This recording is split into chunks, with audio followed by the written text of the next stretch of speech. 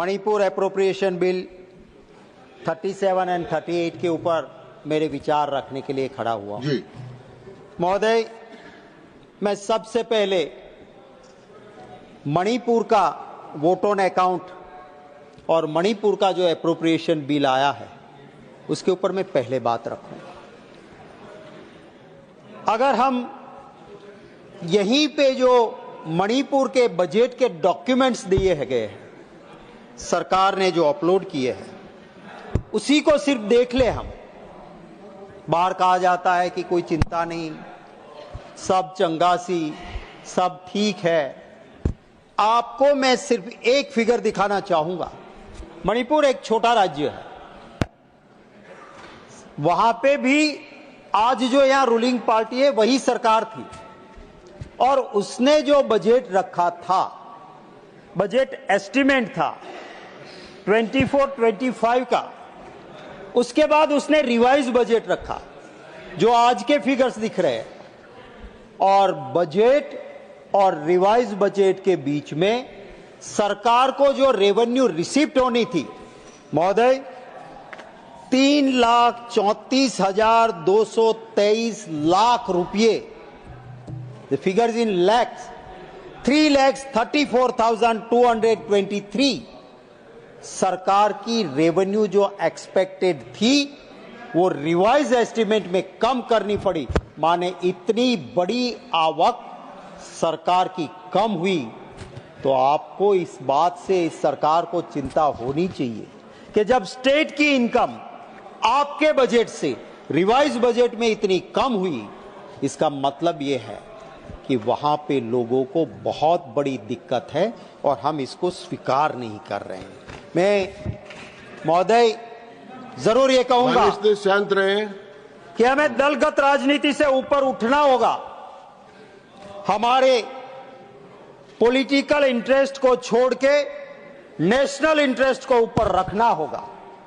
अगर देश एक ना रहा, अगर देश के अंदर हर कोने पे हम ये मैसेज नहीं दे पाएंगे कि सिर्फ जमीन नहीं, यहां के लोगों का जमीर भी हमारे साथ है और हमारा जमीर भी उनके साथ है, हमारा दिल भी वहां है, ये देश एक नहीं रह सकता है। और इसके लिए पॉलिटिकल अपने इंटरेस्ट, क्या हम कुछ देश के हित में साइड में नहीं रख सकते हैं? जब ये देश आजाद हुआ महोदय, पूरी दुनिया कहती थी कि इतनी सारी भाषाएं, कृपया शांत रहे, माननीय सदस्य सुने, इतनी सारी कास्ट, इतने सारे लोग, आजादी के बाद ये देश एक नहीं होगा, इसके टुकड़े टुकड़े टुकड़े हो जाएंगे। ये कहने वाले दुनिया भर में लोग थे। हमें नमन करना चाहिए आजादी के बाद जो हमारे पूर्वज आए, जिन्होंने शासन चलाया, जिन्होंने देश चलाया, इस देश को एक और अखंडित रखा। आज हम क्या करते हैं? उस मणिपुर के लोगों को कब यह एहसास होगा कि पूरा देश मेरे साथ है? जब हमारे प्रधानमंत्री वहां जाके उनके दुख में हिस्सा लेते, उनके दर्द को महसूस करते। हम ये पार्लियामेंट सब दलगत राजनीति से ऊपर उठ के मणिपुर में लोगों की दिक्कतों के लिए चर्चा एक आवाज में करते और यूनानिमस रेजोल्यूशन पास करते कि मणिपुर का दर्द कोई मणिपुर स्टेट का नहीं, पूरे देश का है और पूरा देश आपके साथ है। क्या हम ये नहीं कर सकते थे?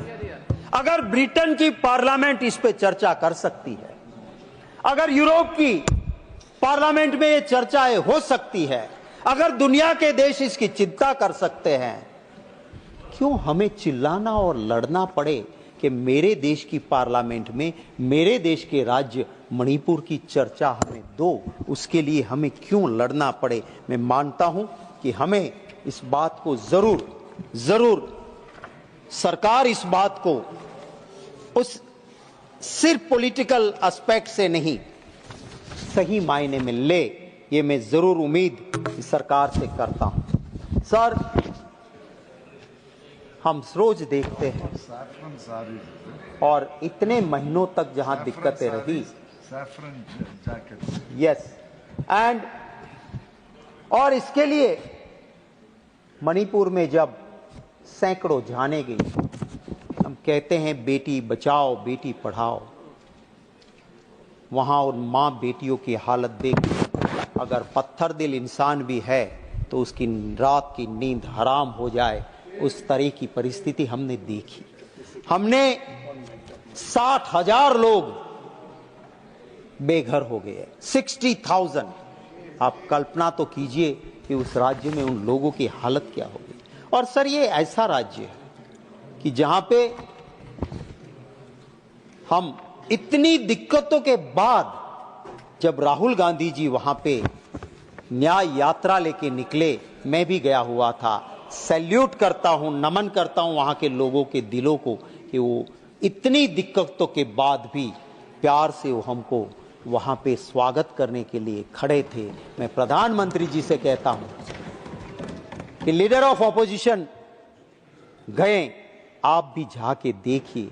आज नमस्कार sir, very happy to see you here in the chair when I am speaking sir. आप जल्दी से बहुत अच्छे और स्वस्थ हो जाएं, ये मेरी शुभकामनाएं मेरी पार्टी की ओर से और निजी तौर पे दे रहा हूं सर। मैं ये कहता था कि 21 महीने से जहां दिक्कतें चली है और जो बजटेरी एलोकेशन है वो 2,866 करोड़ इस बजट में मणिपुर के किसके लिए दिए हैं? A budgetary allocation of 2,866 crores for 25-26 has been made towards incentives for police personnel posted in sensitive areas. ये वहां के लोगों के अधिकार के पैसे हैं। भारत सरकार को ये पैसे स्पेशली देना चाहिए, वहां के बजट से हमें नहीं लेना चाहिए, उन लोगों से ये पैसे हमें नहीं लेना चाहिए। सर, रिलीफ एंड रिहेबिलिटेशन वहां के लोगों की अहम मांग है। मैं देख रहा था बजट डॉक्यूमेंट्स को, 15 करोड़, सिर्फ 15 करोड़ दिए गए। किसके लिए दिए गए? Temporary shelters. 35 crore toward the housing displacement, 100 crore for the relief operation. Is it enough? क्या हम इसे संतुष्ट हो सकते हैं? जब 60,000 लोग बेघर हुए हैं, जब सैकड़ों जाने गई है, जहां डिस्ट्रेस है, वहां हमें उदारता दिखानी चाहिए। सर, भारतीय जनता पार्टी वहां राज्य कर रही थी, शासन आता है शासन जाता है। हमें हमारी पॉलिटिकल पावर जनता जनार्दन देती है और हमारा अहम काम उन्हीं लोगों की सुरक्षा और हित, ये डेमोक्रेसी में सबसे बड़ी जिम्मेवारी हमारी। मैं देख रहा था बजट एट ग्लांस मणिपुर का। Sir, revenue expenditure 61%, capital expenditure 39%। कौन से विकास की बात करते हैं? जब आपका 61% बजट सिर्फ तनख्वाह और आपके दूसरे कामों में जाता है, जहां से कोई एसेट नहीं बन रही है, सिर्फ 39% आप उसको ये बैंड बजट में दे रहे हो, कैसे मणिपुर का विकास होगा? मैं मनरेगा की बात भी देख रहा था। 2023-2024 में 50% मनरेगा का फंड वो रिलीज नहीं हुआ है मणिपुर में। क्या हमें चिंता नहीं होनी चाहिए? There are concern about Manipur economical stagnation. Sir, पूरे देश में पर कैपिटा इनकम कम वाले राज्यों में से मणिपुर आता है। हम बात अगर जीएसटीपी की करें तो ग्रॉस स्टेट डोमेस्टिक प्रोडक्ट वो स्टैग्नेंट होकर रखी है। क्या हम इस राज्य के लिए कुछ ज्यादा उदार नहीं हो सकते थे?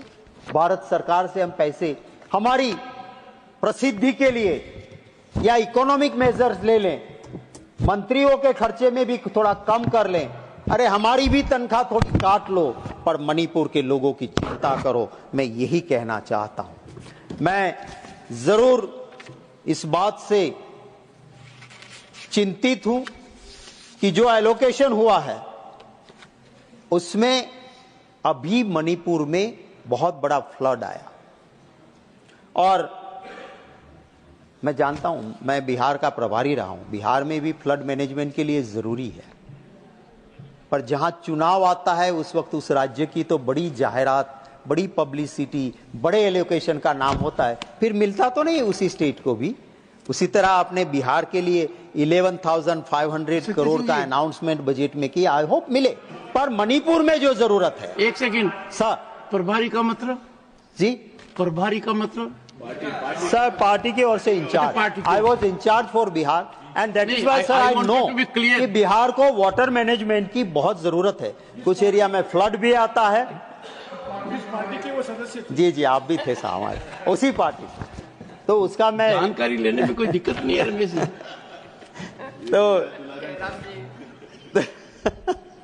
तो सर वहां 11,500 करोड़ अनाउंसमेंट हुआ है। वो तो पहले कितना दूं भी हुआ था, मिला कुछ नहीं था। पर मणिपुर के लिए, फ्लड से जूझ रहे उस मणिपुर के लिए कुछ प्रावधान करने की बहुत आवश्यकता थी। मैं एक बात कहना चाहता हूं, हमारे प्रधानमंत्री जी गुजरात से आते हैं, मैं बहुत करीबी से जानता हूं। प्रधानमंत्री जी,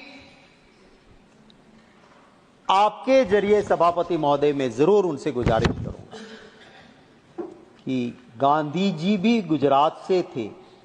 एक गरीब के घर में दिक्कत होती थी, थर्ड क्लास के डिब्बे में बैठ के वो वहां पहुंच जाते थे। आज मणिपुर प्रधानमंत्री जी आप जाइए, हमारे गुजरात वो गांधी का गुजरात है, जहां की ये परंपरा है कि एक दुखी होता है तो सत्ता में बैठे हुए के आंख में आंसू आना चाहिए। ये गांधी मॉडल गुजरात का है, उसी को नजर में रखिए। आप तो कहते हो, आपके लोग, कि प्रधानमंत्री जी विश्व में इतने बड़े लीडर है कि यूक्रेन और रशिया की वॉर रुकवा सकते हैं, और वही रुकवाएंगे। और कुछ सोशल मीडिया में अंधभक्त कहते हैं पापा ने वॉर रुकवा दी, पापा ने वॉर रुकवा दी। मैं कहता हूं मणिपुर में शांति करवा दो। यूक्रेन और रशिया की वॉर की जगह जरूरत यह है कि आप जाइए वहां, लोगों के बीच जाइए। और मैं कहता हूं कि वहां के लोग इतने अच्छे हैं कि आपको कोई दिक्कत नहीं होगी। राहुल गांधी जी वहां गए, लोगों ने प्यार दिया, डरने की जरूरत नहीं है। मणिपुर हमारा है, बहुत प्यारा है, और वहां के लोग तो बहुत बढ़िया है। तो वहां जरूर प्रधानमंत्री जी जाएं, ये मैं कहना चाहता हूं। मैं अब हमारे जो 2 एप्रोप्रिएशन बिल्स आए हैं उसके ऊपर बात करना चाहूंगा। हमारे संविधान में आर्टिकल 115 में प्रोविजन है। हमारे संविधान ने बहुत बढ़िया तरीके से फाइनेंशियल कंट्रोल वो पार्लियामेंट को दिया है, और पार्लियामेंट का फाइनेंशियल कंट्रोल सरकार के ऊपर रहता है। आर्टिकल 115 के तहत आप एप्रोप्रिएशन बिल लेके आए हो। मैं पहली तो बात यह करता हूं कि क्या फाइनेंशियल डिसिप्लिन आपकी इस सरकार में है? अगर होती तो जो आंकड़े मिल रहे हैं 1 lakh crore which was provided for budget, in budget you didn't spend 1 lakh crore। क्या ये फाइनेंशियल डिसिप्लिन है? दूसरी बात है, मैं समझ सकता हूं कि आप एक अमाउंट, एक्स अमाउंट लगाई, आपको कोई संजोग आ गए, खर्च ज्यादा करना पड़ा। Constitution has provided article 115, go before the parliament, appropriation bill, and your expenditure will be regularized। पर आप तो फिगर्स तो देखिए, आप 2022 का अप्रोप्रिएशन बिल आज लेके आए हो, कौन से सेक्टर में आए हैं आपने देखा? मैं इसका विरोधी नहीं हूं, जरूरत पड़ने पे बजट के बाहर जाके खर्च करो, पर पार्लियामेंट को ये जस्टिफाई करो। जब बात होती है, मंत्री जी का जवाब आएगा। जेएनयू में पढ़ी हुई मंत्री जी है, मैं बहुत उसकी इज्जत करता हूं, क्योंकि जवाहरलाल नेहरू यूनिवर्सिटी का, देखो मेरे नाम लेते ही वित्त मंत्री जी आ गई, तो मुझे बड़ी खुशी है कि आप जवाहरलाल नेहरू यूनिवर्सिटी में पढ़ी हुई वित्त मंत्री जी है।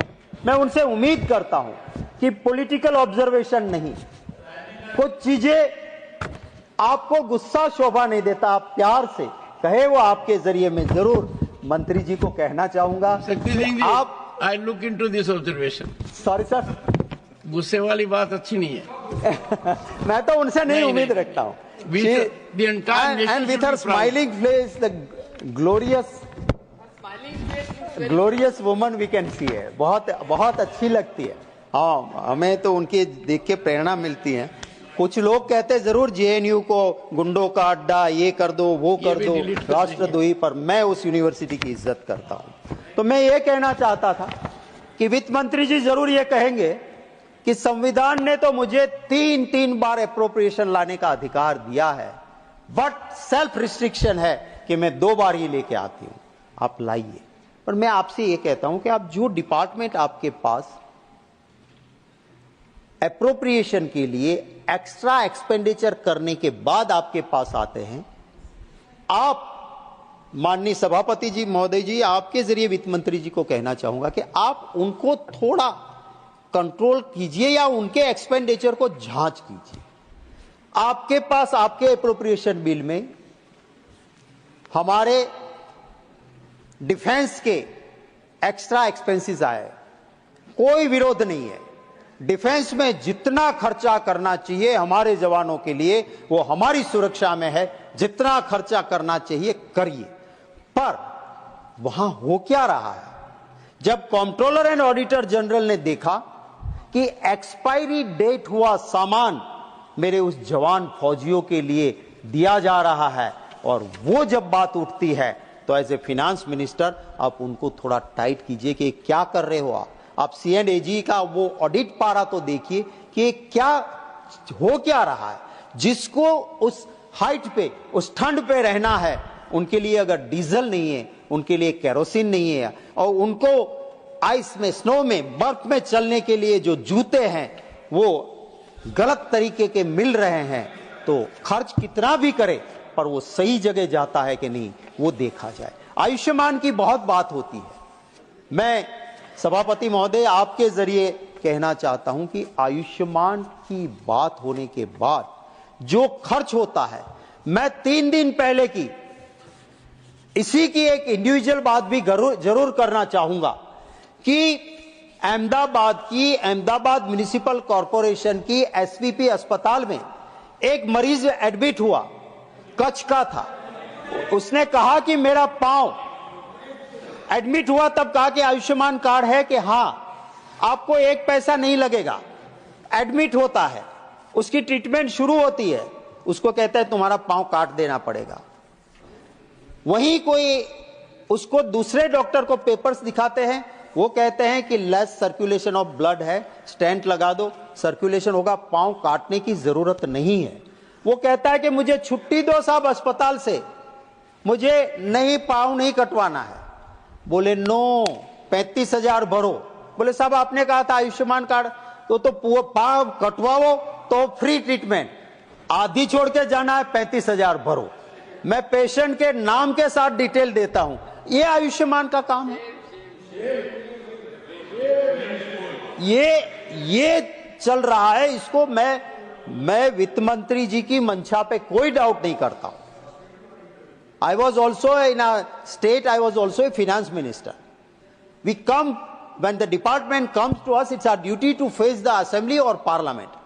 पर वो डिपार्टमेंट जो करके आया है, उस डिपार्टमेंट को उनके मंत्री नहीं कहते हैं तो फिनेंस मिनिस्टर उसको टाइट कर सकते हैं। आप अपने उस पावर को यूज करके, जहां ये चल रहा है सर, मनरेगा एलोकेशन होता है, एक्स्ट्रा बजट की बात आती है, हर दिन बड़ी जिम्मेवारी के साथ कहता हूं, and I will send copies of those newspapers where the journalists have done some investigative journalism. और मनरेगा में क्या होता है सर? मरे हुए आदमी का नाम है, उसका पैसा, कॉन्ट्रैक्टर के नाम पे करोड़ों का बिल दाहोद का अभी आया हुआ है, दाहोद में, और मजदूर के सीधे अकाउंट खुलवा के उनका एटीएम कार्ड अपने पास रखते हैं और सीधा पैसा जाता है। सीबीआई से इन्वेस्टिगेशन करवाइए गुजरात में, मैं दावे के साथ कहता हूं कि कितना गरीब को मिलता है और कितना पैसा बड़े मगरमच्छ खा जाते हैं, उसमें अधिकारी भी शामिल है। स्टेट की पुलिस या स्टेट का कोई इन्वेस्टिगेशन नहीं होगा, या तो जुडिशरी मॉनिटर्ड इन्वेस्टिगेशन, या ये होगा तो दूध का दूध और पानी का पानी हो जाए। We are the treasurers of the government money. हम लोग यहां आते हैं, बैठते हैं, जनता का पैसा जनता के हित के लिए खर्च हो, यही हमारा काम है। और इसके लिए मैं जो एप्रोप्रिएशन बिल आया है उसमें मैं जरूर ये कहूंगा कि आज जरूरत है फाइनेंशियल डिसिप्लिन की, आज जरूरत है इसको देखने की। मैं धन्यवाद करता हूं कि आपने मेरी ये पूरी स्पीच को बड़े प्यार से प्रोत्साहित करके बिना रोके टोके भी चली, इसके लिए आपका धन्यवाद। वित्त मंत्री जी भी यहाँ आ गए, उनका धन्यवाद करते हुए मेरी बात को खत्म करता हूँ।